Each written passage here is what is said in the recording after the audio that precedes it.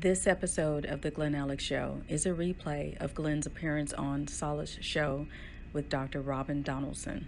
The one thing that every human experiences is grief. Glen and Dr. Robyn provide important insights on navigating the grief process. Hello everyone, this is Solace Show, in case you were trying to watch something else. No.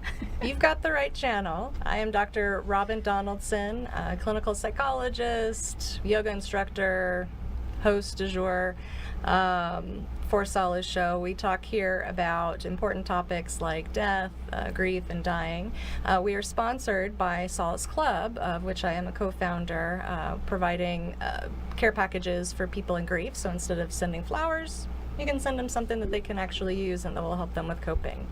Today, I have Glen Alex. Hello. Very excited to have her on the show. Finally, it's been a little challenging to schedule and to make it happen. So I want to just dive on in. I know I want to talk about your book.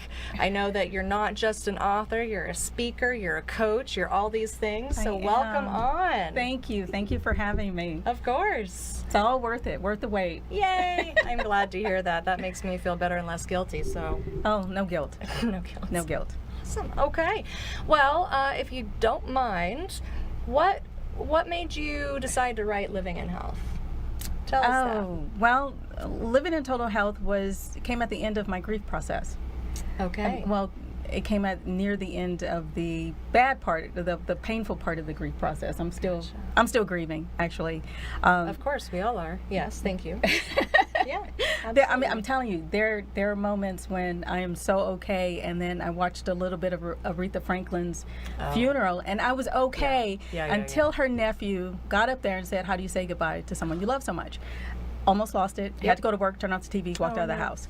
Gonna watch that later. Yes, for the most part, I'm okay though. So Living in Total Health came near the end of the painful part of my grief process. I was presented with the opportunity. I met author Patrick Snow, and he presented me with an opportunity to coach me through my book. I've always wanted to write a book. I just never had the patience to do it, and so I knew I needed a guide. And when he said, "Do you want to?" I said.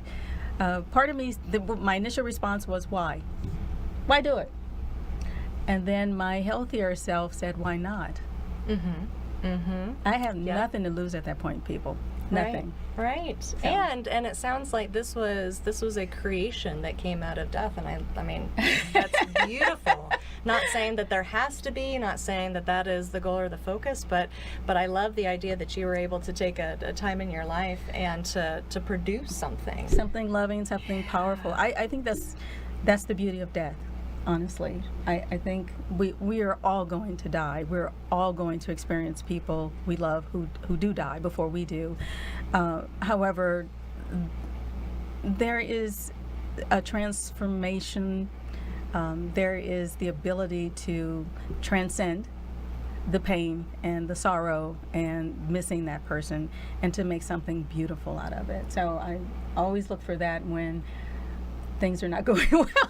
It's a good reminder. Hey, it's a great reminder. This, that, or the other. Yeah. So tell me, how did grief impact you through the writing of this book and through life in general, to help you in your creative process?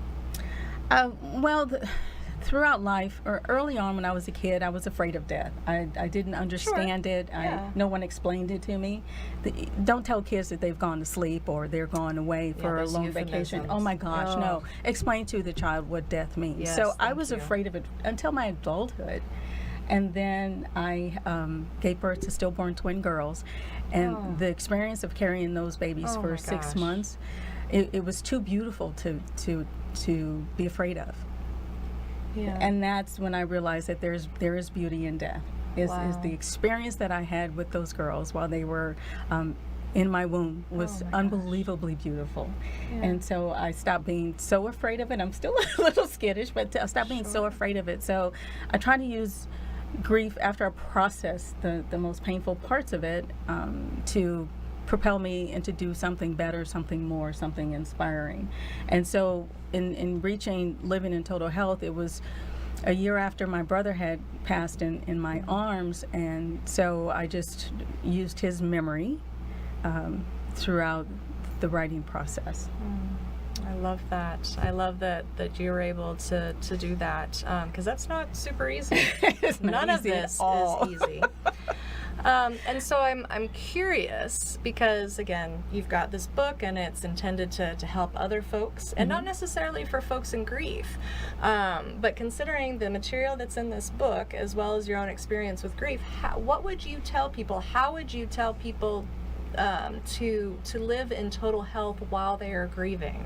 Because I think that my thought is that's very challenging. So what are your thoughts on that? My thoughts are that you have to practice self-care even more through the process. If you're not eating, or you're not sleeping, or you're running yourself ragged so you don't have to think about it, then your body will break down on you, and you are less able to honor their memory. You're less able to process the pain, and you're not able to reach what I think is the purpose of grief, is to find that special place in your heart for the person who has died.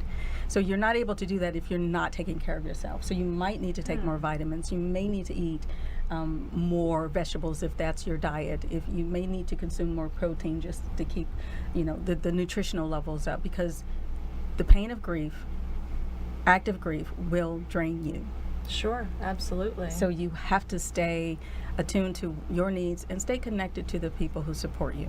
Yes, that is one of my soapboxes. Is we need the community around us. We Absolutely. need the support, and I love that idea that you, like with the total health, you need the structure. You need that foundation. Yes. If you're gonna do grief work, like a lot of folks will talk about it as processing grief as being grief work. And when your structure, your foundation is wobbly, you're not going to get through all the stuff that needs to be processed and dealt with at the same rate or as well, and sometimes it can linger. Absolutely.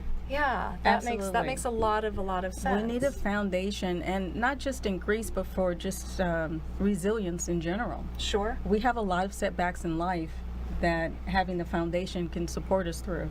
Absolutely. Well, I always remind folks that even though our show and a lot of things that I talk about has to do with grief for people that have died, any change in life involves some type of loss. Yes. and so we are grieving, even when we are super happy. Yes. We are grieving something, and so having the skills to deal with and to process those losses are paramount. And that's where reading Living in Total Health and having those tips and building that resilience can be so powerful. Well, thank you. I appreciate that. And it was my purpose in writing Living in Total Health is to give people coping skills and techniques. Sure. To navigate life, because life is not one smooth road. No. It's not going, you're going to get curves and bumps along the way. So if you have a foundation of good, solid coping skills, then you can manage anything. And then if you find that the foundation cracks here or there, then go see a therapist. And learn new skills. It's not about being crazy. It's about developing and building skills. I know. People will say the word crazy to me. I'm like, that doesn't even make sense in my world. It's like a flavor of what? That's what you're telling me. But true. That's definitely a piece. I think that while, and of course, dealing with the therapist piece, grief involves so many emotions. At the same time. Exactly, and they don't make sense, and you think that you've lost your mind, or that you have gone crazy, because often you're dealing with anything that you may have dealt with in your past emotionally. It's like nothing compares to this cluster of emotions right here, and it's all at once. And I know that in your book you talk about emotional management. Yes. Oh gosh, any thoughts or any words of advice, comments about how to do some of that emotion management while you're in grief? Or is that even something to be thinking about when you're grieving? I think you have to have some awareness, because some active grieving is not appropriate in some situations. You don't want to be bawling while you're driving 80 miles an hour on the freeway. It's a little unsafe. Yeah, you might want to pull over. It's a thing. I've been there. I got over. It. Yes. If you feel it coming on, pull over. There's nothing wrong with that. Get off the nearest exit, find a quiet, safe parking lot, and then go for it. Yeah. And find some quiet time, whether you actively grieve or work out or whatever, but just create a space of time and a physical space where you can just be and experience whatever comes up. Just make sure you're safe, and if you have kids or family, then make sure they're taken care of too. But find that space for you where you can just experience. Yeah. I think that is so important because we don't often give ourselves permission. No, we don't. And like you mentioned, kids, you throw in a job, bills have to be paid, all of these errands, obligations that were before the death, you still have them. Yes. And it's easy to use those as distractions and not take the time to take care of you, because it can be easier to try to avoid the grief or to push it under the rug, but that doesn't really work. No, it doesn't. Distractions and excuses are short term. Yes. And reality will grab you. And I actually don't like it when reality grabs me. It is not fun. Well, when we've been avoiding it and saying, no, okay, reality gets to stay over there. I'm here. Oh, wait. Oh, man. Exactly. I knew I was trying to not see this in the background. Oh, but it's still there. Yes. Well, and let me throw in, too. Yes. It's really important to have strategies as you're going through grief. And the grief cards are awesome. Oh, thank you. I wish more people, we need to get this out to more people. Just forget the wish part. We are going to get this out to more people, because some of the tips in here, it's okay to not be inspired or feel like doing anything. It's okay if you want to sleep in. Those are reminders that society just misses. And we need those, and we need those reinforcements to help us cope and manage. So please, get these cards. Thank you. I appreciate that. Plugging the Solace Club grief cards. I'm not plugging anything. I'm just telling you how beneficial they are, because I went through them. And had I had them 5 years ago, 10 years ago when my mom passed, I might not have been so traumatized. Well, and I think that is part of the process, and even talking about the grief that you've been through, is that we recognize these deficits and these areas that either because of what we learned about grief and loss growing up, coping growing up, and just the nature of our day-to-day trying to get through, we take note and we say, okay, this was helpful, this wasn't, this nobody knows about. This really everybody needs to know about, and so you've created this book. I've created the grief cards and the Solace Club and the boxes, and it's all a part of trying to make things better for other people. Absolutely, and to give them opportunities to seek a higher level of health and understanding and management. Absolutely, absolutely. And anything about, I know we've been really focused about emotional well-being. Anything about, because I know that you talk about physical health and well-being in there too. Anything related to grief in that you would really encourage folks to do as part of living in total health while grieving? Sounds like another book, doesn't it? A little collaboration may be needed. Note to self. I would say, other than just the basic nutritional levels, the vitamins, I think sleep is super important. Absolutely. Sleep is probably, if I have to say one thing, is the most important. Your sleep will be disrupted. You'll have trouble falling asleep, staying asleep. You might wake up too soon. You might oversleep. However, if it's not restful, then you deprive your body the opportunity to heal itself. So I would recommend that you structure your sleep. You sounds great. Try to go to bed at the same time. You turn off all stimulation, means the phone, the TV, the radio. Turn that off and allow your body to settle and to rest. And if you normally sleep 8 hours, but during the grieving process you only get 4 or 5, then it's okay. Take a power nap the next day. There's a study that says that adults need 7 to 9 hours of sleep in a 24-hour period. It doesn't have to be in a night. So if you can Oh. catch up the next day with a power nap, Nice. then Okay. that helps you keep up too. Yeah. So I would say structure your sleep and eliminate any caffeine after in the afternoon and evening. That will help you sleep as well, and that includes coffee and soda And chocolate. and chocolate and some teas. That's true. That's true. Yeah, SMTs. the very, very strong black Yes. teas that are out there.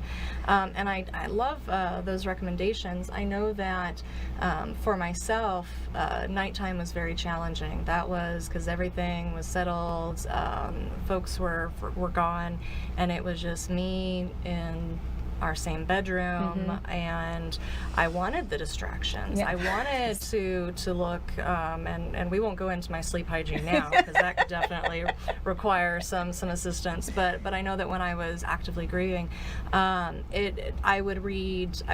That seemed to help, and I would read. There's a book that has like little sayings after your loved one has died, and so I would read that and think about that and journal, and that was part of my ritual to help me sleep. And that's what I found too. It was a little bit of a distraction, but it my brain shut off. And then I wouldn't call it a distraction. Okay. I would call it a healthy practice to help you soothe. Oh, I like that. It didn't give That you sounds energy. better. It didn't get you jittery. It didn't Right. distress you. So That's a that's good actually point. a very good practice. And journaling is very good to Yes. get emotional anxiety stuff out. I would also add that if sleeping in a particular area is discomforting and too distressful, I slept on the couch a lot. Oh, yeah. lot. Oh, yeah. And the first 3 weeks I Yeah. was on the couch. Yes, and I had every light on in the house Oh. for like 2 months. No wonder you couldn't sleep. Well, I could sleep in the dark because I could, Oh, yeah. So Gotcha. that's the part from childhood, being afraid of death. It was dealing with it when it was dark. So I had every light on in the house for 2 months until I could manage it, and then I could work my way up to the room where. You know what? And this is like something we've got to look into at some point in the future. I remember when I made it back to the bedroom, I slept on the other side Okay. to make it different. Okay. But I left the light on so that I wouldn't feel so alone. Okay. So there's something There's something there. to There's light. something there. We'll have to see if there are any studies or something on that. So. We definitely do. Well, I know that we are getting towards the end of time, and Yes. I wanted to thank you very much for being on the Solace Show. You're welcome. If folks want to get to buy your book, access to you and all the fabulous things that you are doing, how would they do that? How would they go about to contact you? Well, if you want to purchase, and you should want to purchase Living in Total course. Health, it's available on Amazon. It's also available on my website, livingintotalhealth.com. And if you order from my website, it will be signed before it ships. Oh. It's available in hardcover and ebook. And the website address is livingintotalhealth.com. You can email me, Glen at livingintotalhealth.com, or pop me a text, 702-807-7349. Excellent. And you also have a show. I do. It's the Glen Alex Show, and it airs the third Thursday of every month. So it'll be on the 20th. Nice plug. Thank you. Of course. You can't forget that stuff. I do forget that stuff. Well, I'm glad that I'm here to remind Thank you. then. Excellent. All right. Well, thank you everybody for listening today. Look forward to the next time that you're able to sit and watch Solace Show. And always remember, whether you're dealing with active grief or prolonged grief, or you're grieving something from decades ago, always remember you don't have to journey alone. Thank you so much.